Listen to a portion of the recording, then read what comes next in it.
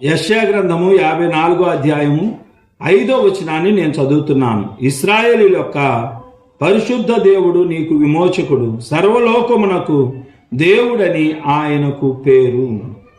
ఇక్కడ పరిశుద్ధ దేవుడు, ఇశ్రాయేలీయుల దేవుడు అని మనం చూస్తున్నాం. దేవుని పిల్లలారా, ఆయన నీతిమంతుడై ఉన్న దేవుడు, ఆయన న్యాయవంతుడై ఉన్న దేవుడు, యథార్థవంతుడై ఉన్న దేవుడు, తరతరాలకు దేవుడు, యుగయుగాలకు దేవుడు, జగజగాలకు దేవుడు, నీకు దేవుడు, నాకు దేవుడు. ఆ కిందే రాయబడి ఉంది, సర్వలోకంలో ఉన్న ప్రజలందరికీ కూడా దేవుడు.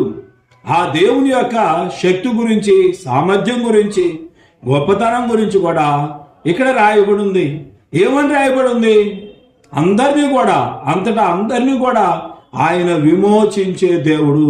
విమోచించడం అని అంటే దేని నుంచి విమోచించేవాడు అని అంటే నరకం నుంచి తప్పించి మనల్ని స్వర్గానికి తీసుకెళ్లేటువంటి దేవుడు, పరలోక రాజ్యానికి తీసుకెళ్లేటువంటి దేవుడు.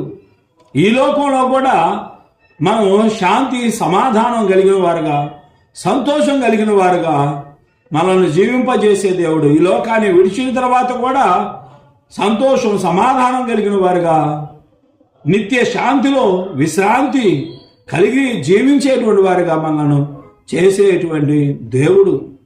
ఆయన విమోచకుడు అని చూస్తున్నాం కదా. దేవుని బిడ్డలారా, లోకంలో ఉన్న ప్రజలందరినీ కూడా ఆయన నరకం నుంచి తప్పించి